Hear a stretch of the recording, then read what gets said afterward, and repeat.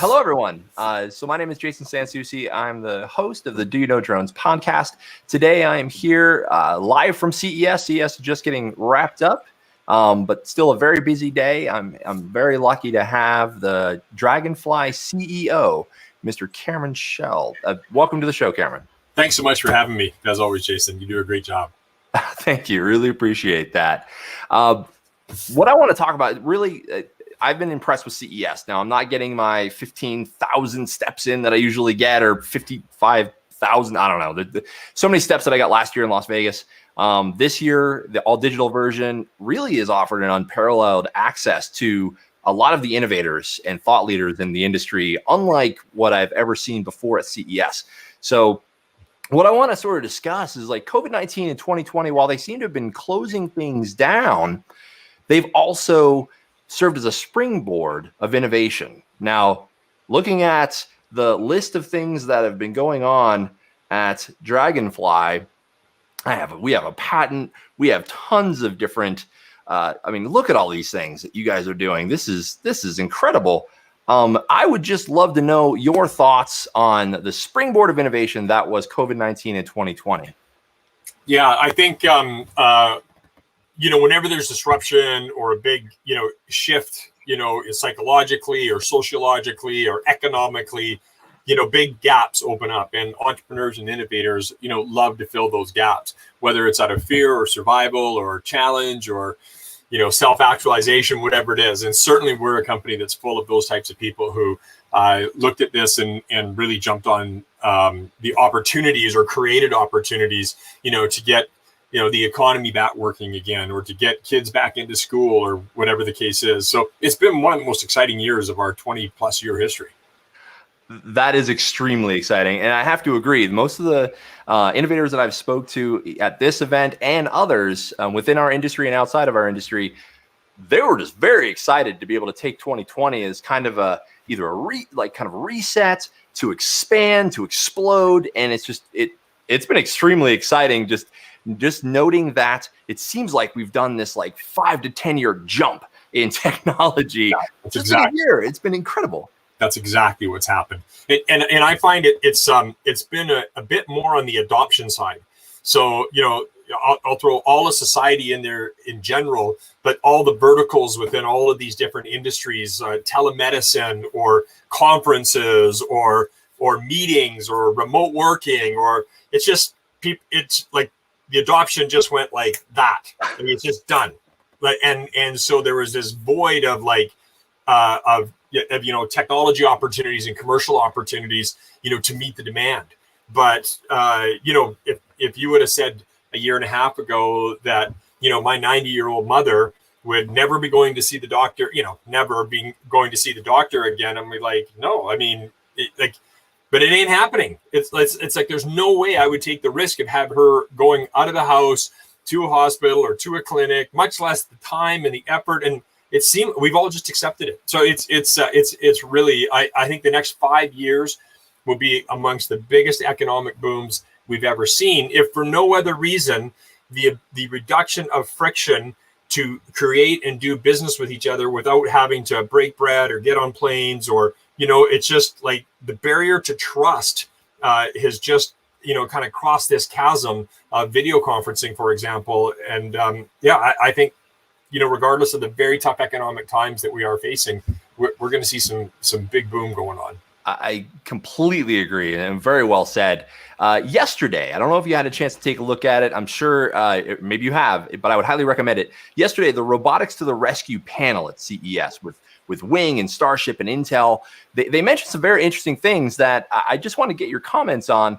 Like, they mentioned that one of the biggest things, and this is directly related to drone delivery, is that delivery is the largest unautomated industry. What do you think about that? Is that what's driving more of your technologies, and specifically the patent?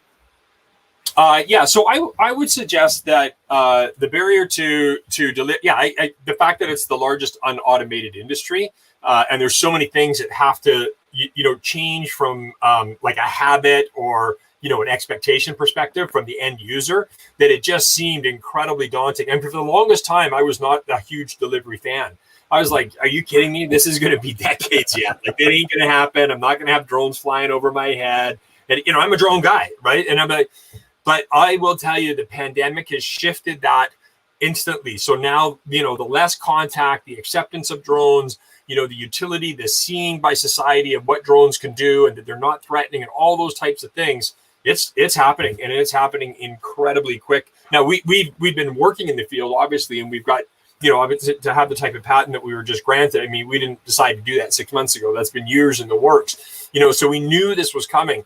But to see the adoption and the speed at which this is now happening, and the backfill of technologies that go along with it, you know, that make it even more practical. It's this is a reality in the next year or two, and the regulators are moving fast. Like, I mean, it's been slow the last 4 to 5 years, you know, for them to happen, but they're moving at light speed now.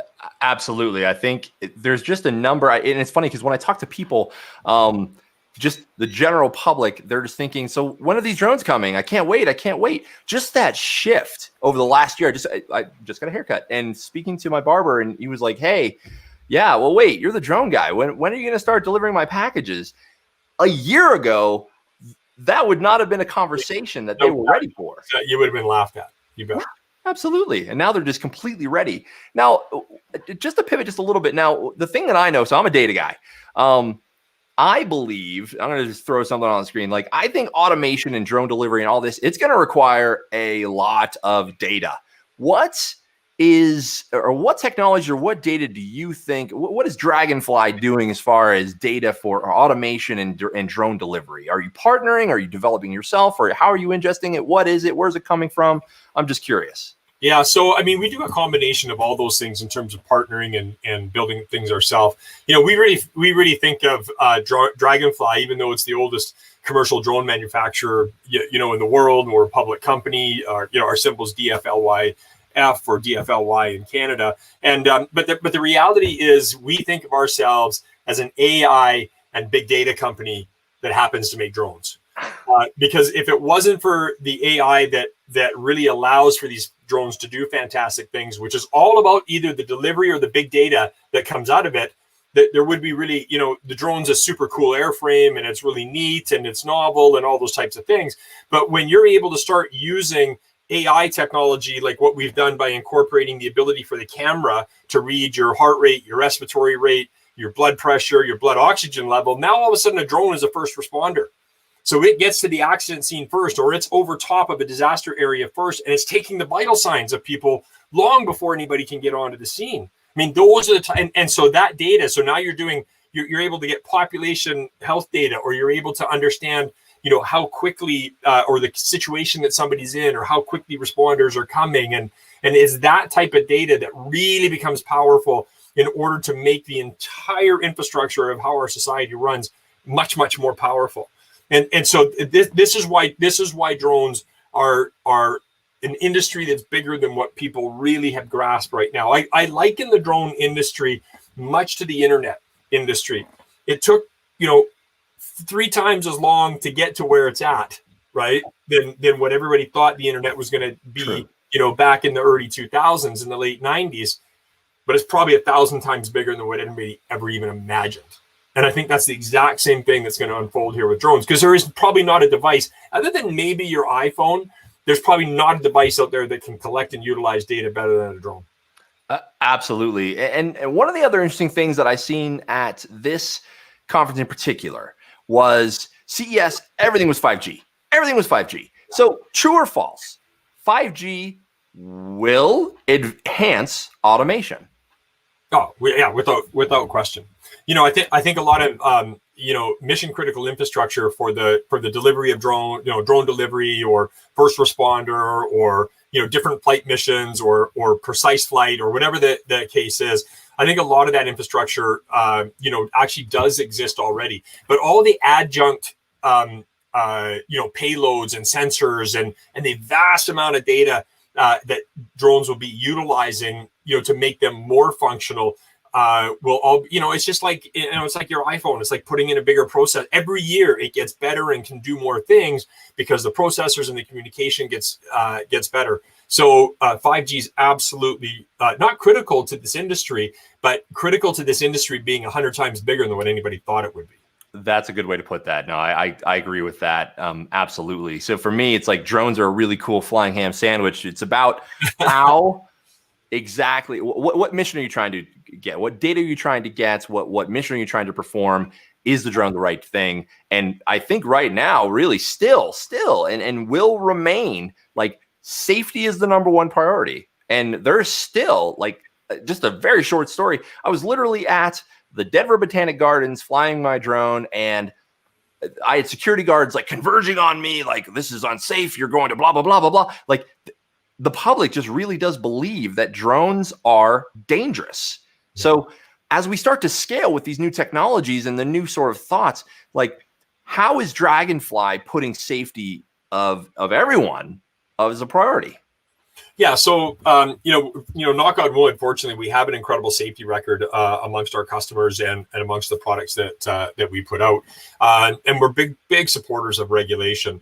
And so parachutes on drones, radio frequencies, serial numbers, licensing, all of those types of things are incredibly important. So just like if it's an airline industry or like any industry as it starts to mature, to get social acceptance and to actually become practical, you need a decent amount of regulation in there so that everybody basically has a trust level and a level playing field as to what's going to be expected on the performance of these drones. And so, I mean, that just takes time to put in place. Technology is not the barrier to entry here. Regulation and sociological acceptance is the barrier to entry, and it's changing very quickly. Absolutely. I mean, that was the entire impetus for me starting the show, is just to get more people understanding what the technology could be used for, have actual dialogues and build relationships with the people that are in this industry. So that's exactly what we're doing here right now. So now kind of the last question. I'm very, very curious. What challenges and opportunities do you see in the drone industry moving forward in the next year, in the next 5 years? What do you see?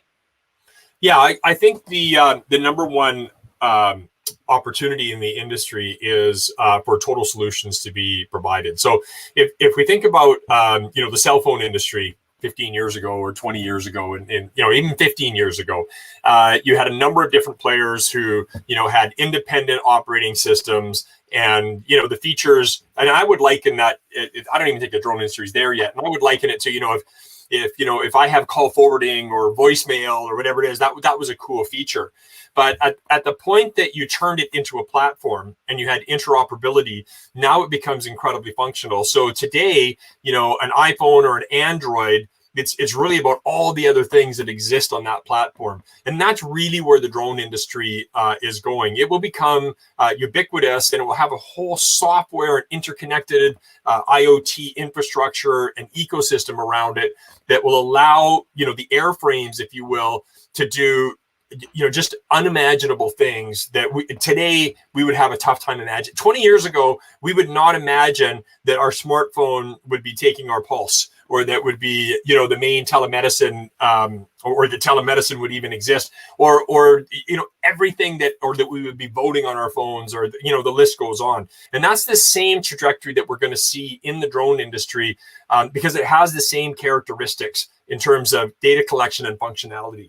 And so I think that's really, like, the opportunities, we just don't even really understand them yet. But that's where we're focused, to be able to be a total solution provider, and which is why we focus so much time on AI and on data. Not that we don't have great manufacturing and airframes and engineering in that regard. I think that the biggest challenges probably is just the patience of us folks in the industry.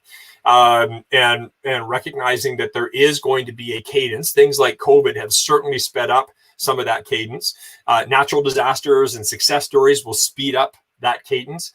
Regulation is a really important part of it, but we just have to continue to innovate, be able to finance through the growth of the industry, and just be a little bit patient. And it's inevitable what's going to happen. It's absolutely inevitable. So I don't think we have to rush it. I think we have to let the rest of the world, catch up to what we see is going to happen, and it won't be that long. I mean, that's 5 or 8 years. It's a blink of an eye. Oh, it's coming. I 100% agree. Absolutely 100% agree. And it's exciting. I'm excited. Like, this is a very cool industry to be in. It's a very cool time right now. And I'm just excited to share all of this, share this message with everyone, talk to people, wonderful innovators like you. And I think that these conversations will lead to more, like will lead to people understanding more, understanding our motivations, understanding where our priorities lie. And really for that, I'm grateful to be in this industry. And Cameron, I want to thank you so much for your time. I know you're extremely busy and you have a lot of things going on. We all certainly do, but I want to thank you so much for your time today.